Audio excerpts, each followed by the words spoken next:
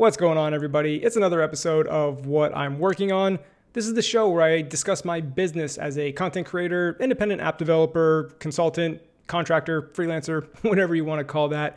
So if you're interested in how somebody like myself doing their own thing out on their own earns a living, runs their business, this is the show for you. Now, I do this sequentially, so I just kind of pick up where I left off from previous episodes. So if this is your first time catching it, please go back and check out the older episodes if you like to get all the context of how I got to here, because I pretty much just pick up from where I left off last episode and continue, the story. Here's a quick summary of what we'll talk about in this episode, and I'm going to timestamp all this so you can jump around to whatever you're interested in. So the big thing is the launch/pre-sale of my latest course, Dub Grub. It's the intermediate Swift UI course where we build a whole product, explore CloudKit, MapKit. If you're not familiar with that, I've been showing some screens of that. You can check it out, seanallen.teachable.com, and I'll put a link in the description. But we'll talk about how that launch went, the numbers behind all that, how it's got me pretty burnt out, and right now I never want to see another course again. We'll get into that. My consulting deal with Luna is finally coming to an end soon. I got some sponsorship updates.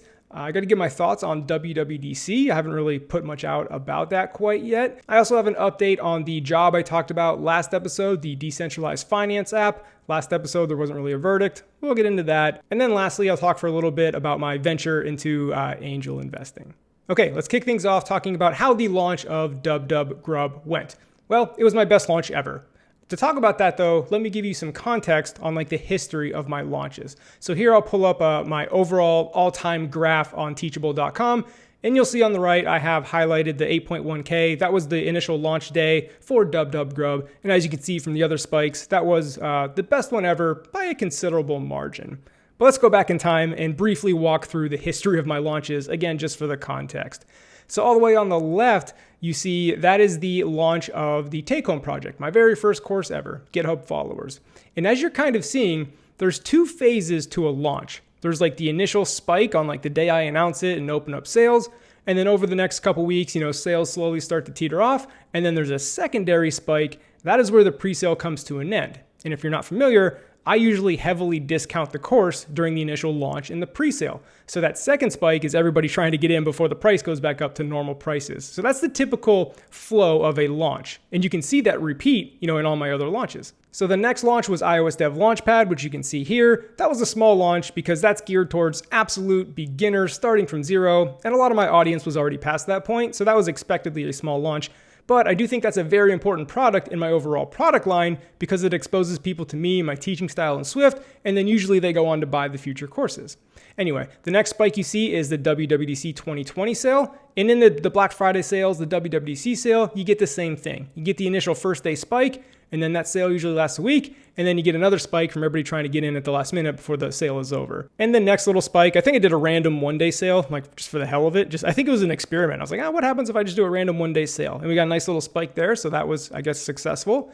And then the next spike you see is a combination of the Swift UI Fundamentals launch, which was in November of 2020, and that overlapped with the Black Friday sale in November of 2020 as well. So that's why the second half of that spike has kind of a double spike that you see right there. So that was my best launch. And then now you see over here all the way on the right is the Dub Grub launch. I know I kind of skipped over a little spike there. That was another random one-day sale.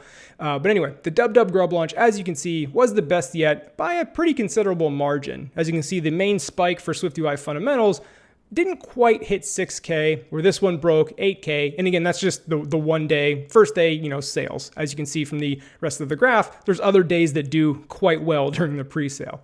Now, the Dub Grub pre-sale launch really benefited from WWDC. One, because I put everything on sale. And what I'm seeing is that people buy multiple courses. So I think, people that bought, Swift UI Fundamentals, bought Dub Grub during that sale as well. Because let's be honest, during WWDC, we're all excited about iOS development. We all want to learn new things. So, just business-wise, launching a course, a little bit before or right around WWDC is great timing. Even though, being completely honest, I wanted to launch Dub Grub in March and April because I didn't want it to overlap with WWDC. However, my procrastination got the best of me, so it accidentally overlapped with WWDC, but I made that discovery of oh wow, that was actually a good thing, even though I thought it was going to be a bad thing. So that's what you see. This second kind of middle spike is the end of the WWDC sale. Again, everybody trying to get in before WWDC goes away.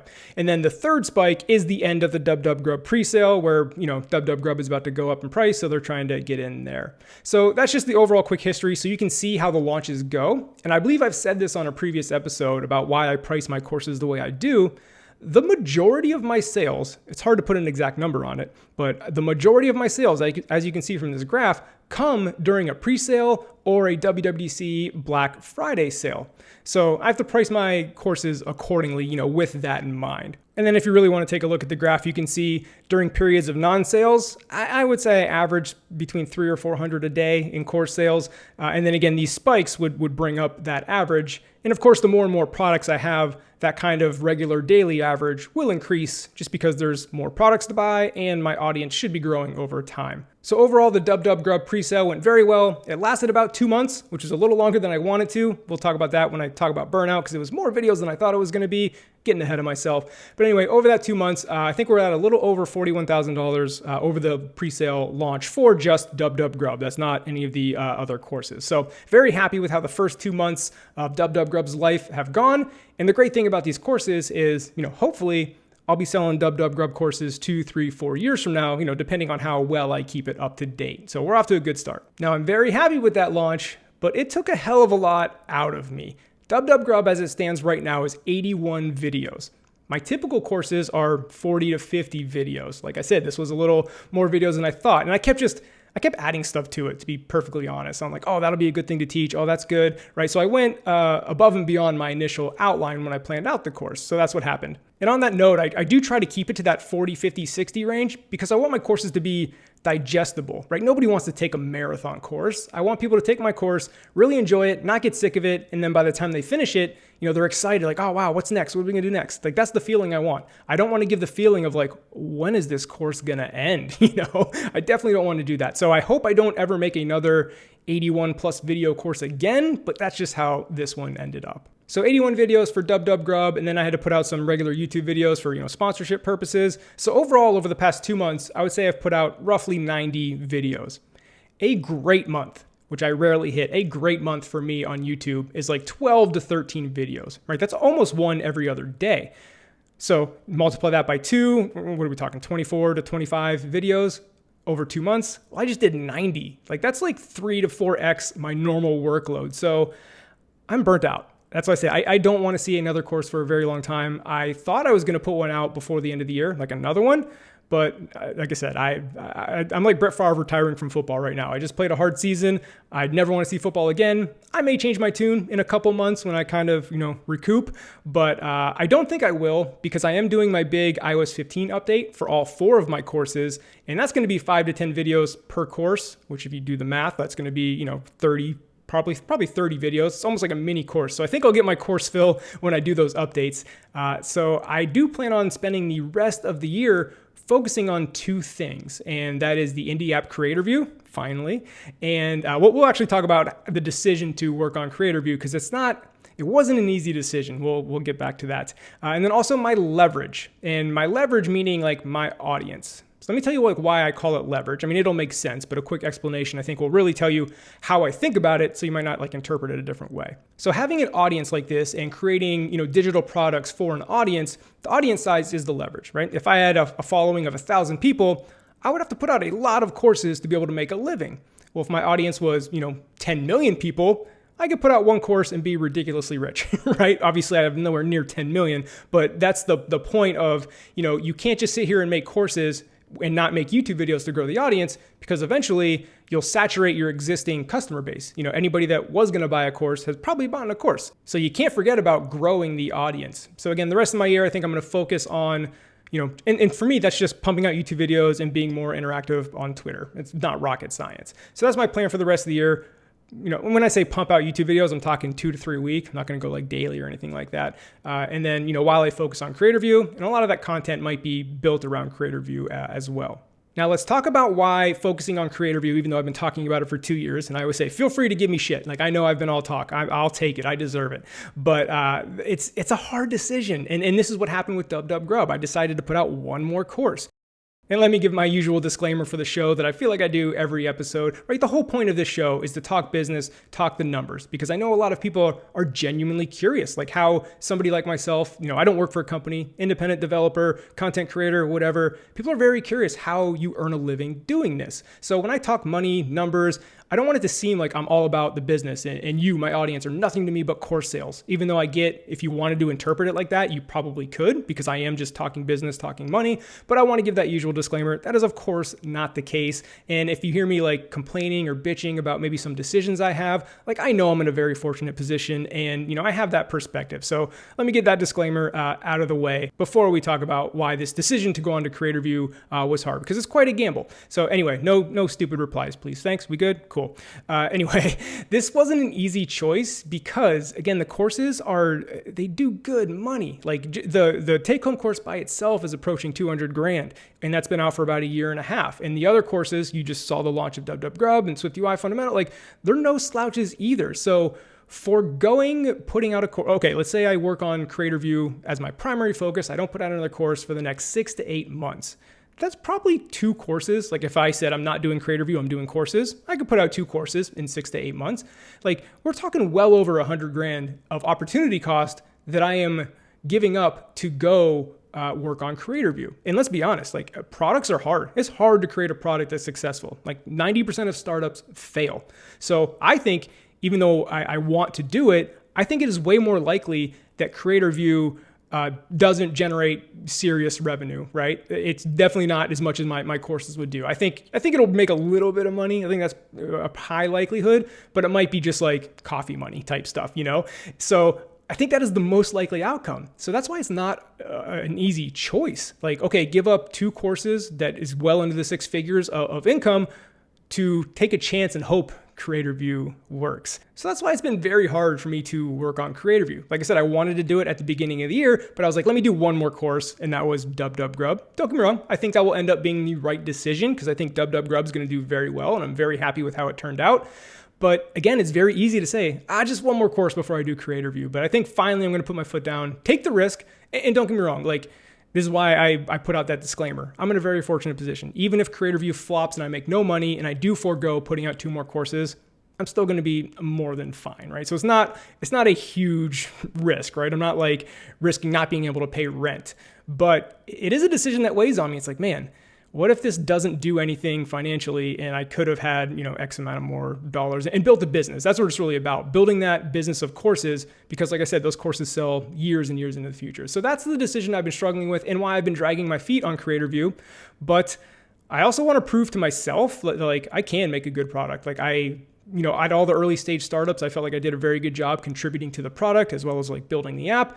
And it's always been a dream of mine to build my own product. So now it's time to just finally shut up and do it. But I just wanted to talk about why it wasn't such an easy choice, maybe why I've been dragging my feet. Because you can see like it's not a cheap decision if CreatorView doesn't make any money. Like that's gonna cost me, but I'll be okay. Now, one last thing on courses before we move on, and this is running ads for the courses. And it's a topic that I'm not sure if I'm gonna do, but I wanna talk about it in case anybody listening, because I do, a lot of people listen to this and I'll get DMs about the stuff I talk about. So I appreciate that. So if you have input on anything I say or questions, like feel free to reach out, email, DM, whatever. So I'm hoping somebody has experience in this field that can, we can talk about that a little bit. Anyway, running ad, like, Facebook ads, Instagram ads, YouTube ads, I've held off on this because I wanted to wait until I had like a product line, right? Because if I run an ad and get somebody to buy one course, I want there to be the potential for them to enjoy that one course and then buy the rest, essentially, right? But if I only had one course, I felt like the ads weren't quite worth it. But now I feel like to the point where they could potentially be worth it. So I'm thinking about running probably like a $10,000 experiment where I just do Facebook ads, Instagram ads, whatever. I'm going to block off that amount of money to see if it works. Now, I used to do this stuff when I was doing as a growth lead at a small startup back in 2014 when I first moved out to San Francisco, but that was 6-7 years ago. So I'm sure this landscape has changed on how to run these ads. So I got to do a lot of research and figure it out. But again, I'm reaching out to you. If anybody is very experienced in this field and has some like tips or suggestions, I would love to hear it in the DMs or the email. That being said, if you are a agency that like does this stuff, I'm not interested in that at this moment. I want to run this first experiment myself because I want to learn a little bit about it. I'm just a believer in learning by doing. And if I am going to hire an agency, I at least want to have a baseline knowledge so that I can hire the right agency, or I know if they're performing or not, right? If I'm completely clueless and I hire an agency, like I don't know if they're doing good, bad, or if it's worth the money. So I like to at least have a good baseline knowledge. So I want to do this first experiment by myself if I do it. I'm not even sure if I'm going to do it. I need to research it, but I am thinking about blocking off a chunk of money to run an experiment to see what kind of ROI I can get on that chunk of money. And if it's a good ROI, then yeah, maybe I will outsource it, hire an agency, and have them just run with it if I know it's going to have a good ROI. So again, if you're listening out there and you have experience in that world of the Facebook ads, Instagram ads, YouTube ads, LinkedIn ads, like whatever, definitely hit me up. I would love to chat with you. On to the topic of my CreatorView, which again, if it's your first time, that's my indie app that I'm going to make, which is a business tool for content creators. Basically, I'm building a tool for myself, to put it simply, like help me run my business as a content creator, right? Because I have all kinds of spreadsheets and notes app that I use, trying to combine that all into an app, to put it bluntly, about what this product will be. But I want to talk about the concept of 0 to 1. Many of you may have heard that term, like in startup land. I'm not sure if I'm talking about the exact same thing, but that's what I'm calling it. But that's like really where my interests lie. And I think why I am going to give up the core stuff and go with the CreatorView right now. It's because I get bored after the 0 to 1 phase, right? And I like lose interest, right? So becoming a developer, right? When I first decided to become a developer, I was completely enamored with it because I was going 0 to 1. Like it was a challenge, can I go from no programming knowledge to being hired as a developer? Many of you may have gone through that journey or are going through that journey right now. And that was very tantalizing to me. It was a huge challenge and I was obsessed with it. But once you get that job, once now I've been working for years as a developer, it's kind of like lose interest, right? It's not the challenge anymore. I'm not saying I'm losing interest in being a developer. Like I like building stuff, I like what I do, but I'm using that as an example of from going from 0 to 1, how the 0 to 1 phase was insanely interesting. And then, the 1 to 10 phase or whatever, scaling, growing, evolving, whatever, wasn't that interesting. And that's what it was with the YouTube channel too. Can I build a successful YouTube channel? Okay, now that I've done that, I'm kind of like losing interest in the next phase, which is scaling a YouTube channel, right? Going from about 90 to 100 grand subscribers, taking that from, higher and higher. Like that is a challenge. I'm not saying that takes no skill, but that is a phase of business or a phase of work that I just like lose interest in. I like going from, can I take this from nothing to something, right? And that's the same thing with my courses. Can I build a course business from nothing to something? And I feel like I've done that. So now I make very good money on the courses, but I could focus all my energy on like scaling that, pumping out more courses. I've said this plenty of times. I fully believe in a couple years, I could make this a 7-figure a year business if I did that. So the financial gain is there, but that doesn't interest me. Like I like proving that I can do it. Once I've proven that I can do it, I'm like, okay, I can lose interest. Like I know the path to get to that $1 million a year in the courses. Like I can just basically keep doing what I'm doing and do more of it, but that just doesn't interest me. So again, the allure of CreatorView is now that whole 0 to 1. Can I go from no product to a successful product, right? So, and I think the good thing about CreatorView, right? Because I can't sell my YouTube channel. I can't sell my course business because that's me. I can't sell myself, right? However, something like CreatorView, if I do take it from 0 to 1, go from nothing to a successful product that's making great annual revenue, that is an asset I can just sell when I get bored with it, right? Like I'm stuck with my YouTube channel. I'm stuck with my course business. But CreatorView, if I get bored with it, I can sell it. So I thought that might be interesting to talk about, that whole 0 to 1 thing. And I think that's why I've gravitated my whole career towards, working at early stage startups, helping them build their MVP. It's like literally pretty much everywhere I've worked, on the app, I've gone file new. Like I've been the one to create the project. And then I've been the one to launch the MVP, get the first version on the App Store. Again, going from nothing to something, I think is where I just love to live. And then going from something to scaling a big business, it's just, not for me. As a side bonus topic I just thought of, the finance channel that I've been talking about maybe for a couple episodes now. That was another one of like, can I go 0 to 1? Don't get me wrong, I have experience in YouTube. I know how to edit videos. I know how to make a video. But, let's be real. The finance genre of YouTube is insanely more competitive than the iOS developer genre of YouTube. You can count the iOS developer YouTube channels on like 2 hands. Finance channels are tons of them, and it's a huge area. So the challenge there would have been, can I make it in a competitive YouTube thing? Because just to be blunt, iOS development's not competitive. I'm not saying there's no other good YouTubers. I'm just saying the number of them is relatively small compared to, finance channels. But the update on the finance channel is I decided to at least put that idea on the back burner because I don't know. I was going to say I have too many good ideas, but I have a lot of stuff I want to do and I think I would be good at. And that sounds arrogant as hell. Sorry, but that's just what came to mind. Anyway, I decided not to do the finance channel, even though I really want to do it. I have a video topic list a mile long. But again, there's just not enough hours in the day. I don't want to burn myself out, right? I don't want to just work nonstop 24/7, which is what I've been doing for the past, 2-3 years or so. So I'm trying to have more work-life balance, as cheesy as that sounds. All right, let's shift to consulting and how my business is evolving. Because the last piece of consulting I currently have is Luna. I'm going to pull up 2 charts here from my income from 2020 and 2021. And you can see that consulting was a pretty big chunk in 2020, and it's not as big in 2021, and it will get smaller because Luna is ending next month. So the whole next, back half of the year won't have any consulting. So that piece of the pie will get smaller and smaller. But my goal was to eliminate consulting. You've heard me say this on the show if you've listened, but I don't want to do consulting.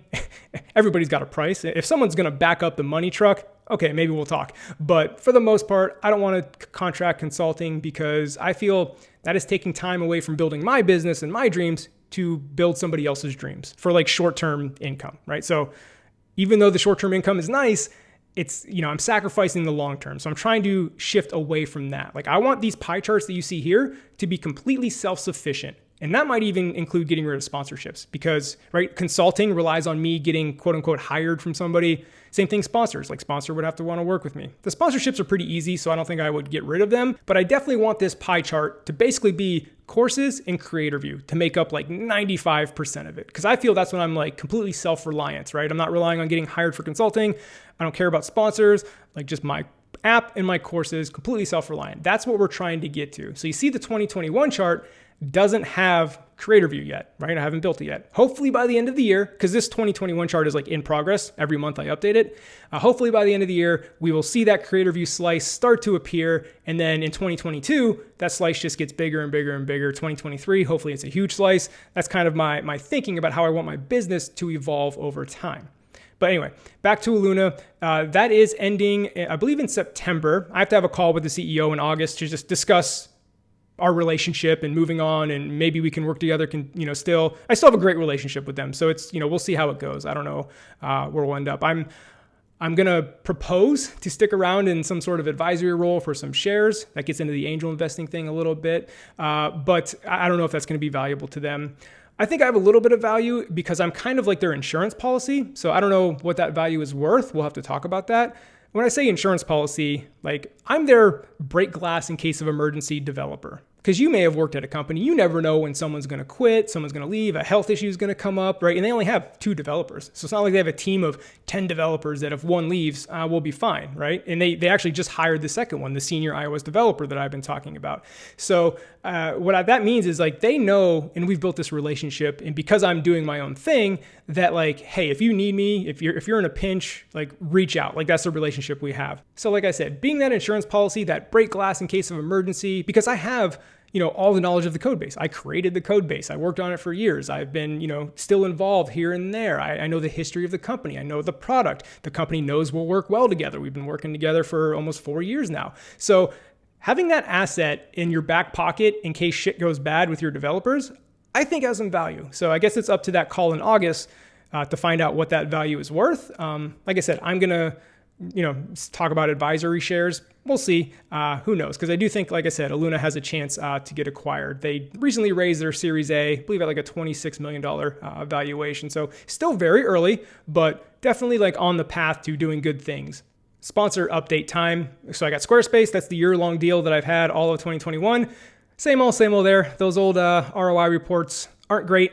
So like I said last episode, kind of just repeating myself, but it is the update is I don't think they'll renew in 2021. Well, let me say, I think it's unlikely, right? If I was to put some percentages on it, I would say maybe 70-30 that they don't renew, and that's just the relationship's over. So there is still some chance they'll renew, but if they renew at a lesser dollar amount because the ROI wasn't there, I don't think I'll do it. I talked about this last episode about the headaches of doing sponsorships, and if they lower the price, I don't think it'll be worth the headache. I might just move on and not even have to worry about sponsorship stuff, which again would be a headache off my plate. But if they come back with the same amount, I would be shocked if they came out with more, but if they come back with the same amount, I'll probably do that again. But that's the update there. And I'm curious on the timing because last year when they proposed the year-long deal, it was at it was end of July or beginning of August. I can't remember. So right around now, essentially, is when they locked me up for, the next year. So I guess by September, October, if I haven't heard anything, the writing's probably on the wall there. But, hey, we'll see. Another sponsor has come along. I won't say their name quite yet, even though we've had a call. We verbally committed, I'm going to work on the video and put it out. So I think 95% chance this one will happen. I'll mention their name after that, but I don't like to mention like sponsor names if it doesn't like go through. Not to like I don't care about like free press or anything like that, but I don't know. It's just until the relationship's official, I don't want to like mention them. That's all. But this will be not like Squarespace, where Squarespace is, 2 videos a month for a year. This is one-off dedicated videos for their product. And it would be, if it is a long-term relationship, which it could develop into, it would be like once every few months of video. So it'd be a very like low stress relationship. I wouldn't have to constantly be pumping out videos and all that stuff. So I'm excited for that one to come on. Hopefully it does turn into a long-term relationship, but I think you'll be seeing a video, the video I'm talking about, within the next week or two. So I guess we'll see. But that's the sponsorship update. Let's move on to my thoughts on WWDC. This year's WWDC was a revelation for me. Oh, that's big words. That sounds like something profound is really going to come. It's not. But normally when I watch WWDC, and this is going to like make complete sense when I say it, but it kind of caught me off guard a little bit, where normally when I'm watching WWDC and I see videos, I'm immediately thinking, cool, I can make a video about that. Oh, here's the type of video I'm going to make. Like I start thinking about the content I'm going to create around what was announced. Those thoughts didn't even enter my mind this year. All I kept thinking about as new stuff was coming out was, oh, that's going to be an update for my course, right? I basically went from content creator mode to business operator mode with this WWDC, right? It was all about, I can build a course around that, or I can update my existing courses with that, mainly talking like async await type stuff. Like that's going to be the main part of my iOS 15 updates, which are free in the fall, by the way. So if you have a course now, it's not like an additional add-on price. Just if you have the course, it's a free update. So buy the courses now. Anyway, I switched to business operator mode, not only just for the courses, but for CreatorView. Like all the stuff that kept getting announced was like, oh, I'm going to put that in CreatorView. It was just an interesting, and I kind of realized that like day 3, I was like, holy shit, I haven't even thought about making a video. Like I don't even care about making videos about this. Like I know that sounds harsh for like a YouTuber and iOS development, but my mind was all about my business, not about content creation. And that was the first for this year. So that was, I think, a unique shift, and I think a good shift, if this is now my livelihood. But I just thought that was like really interesting. I was like, wow, I'm thinking about this completely differently now. But as far as my thoughts, until they announce a powerhouse M1 iMac, I don't give a shit about anything. Just kidding, obviously. I really want that. Even though I am looking at an iMac Pro, again, I know I probably want to slap me for bitching about my iMac Pro, but it is starting to hang a little bit, especially in like Final Cut. I am having to have like a little issues here or there. It's only 1 terabyte of storage, and with video editing, that fills up very fast. So anyway, I'm very excited to get the new like powerhouse for my video editing. But that was a joke. I know hopefully they put that out soon. I do care about what was announced. But it's interesting with iOS 15, like nothing, like I haven't installed the beta, and I haven't even cared to install the beta. And to be honest with you, looking back now, even a couple weeks later, I can't even think of a major iOS 15 thing that I would use on my phone. Like iOS 14 was cool for widgets, right? That was like the big thing. But like, there's like that group FaceTime stuff or like watch together. Like I would never use that. There's a lot of cool stuff. Don't get me wrong. I just was not the target audience for it. So I guess I'm not super excited about anything new. Of course, all the SwiftUI improvements as SwiftUI is maturing and getting a lot of quality of life stuff. That is awesome.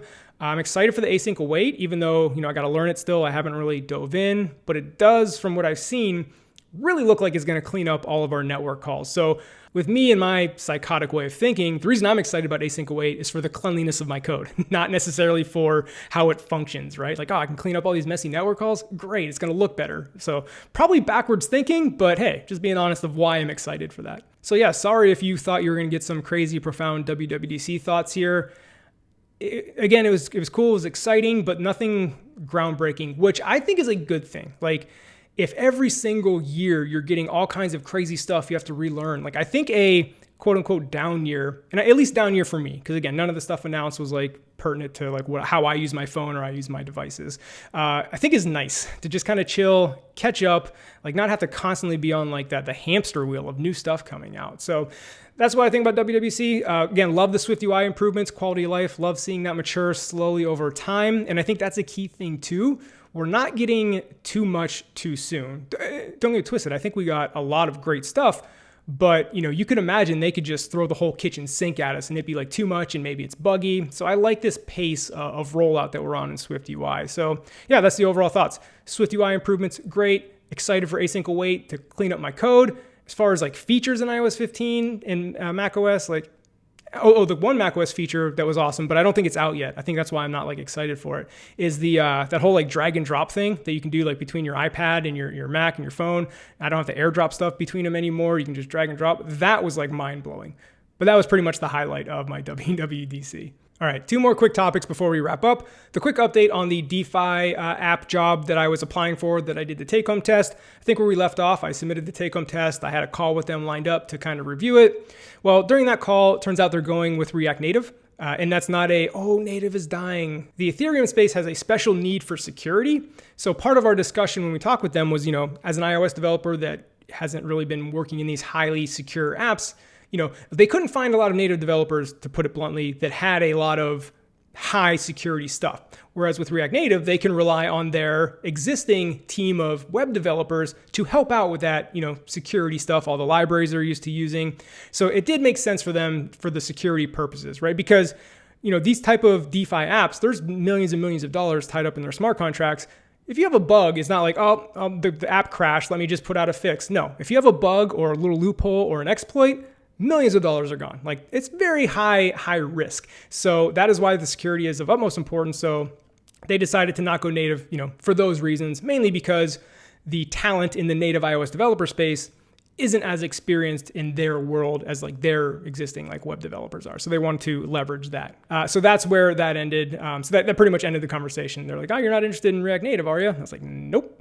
So conversation over. Obviously, niceties were exchanged, but that pretty much, it was a short conversation, we'll put it that way. But again, I completely understand why they did it, but that is the update on why I do not have that job.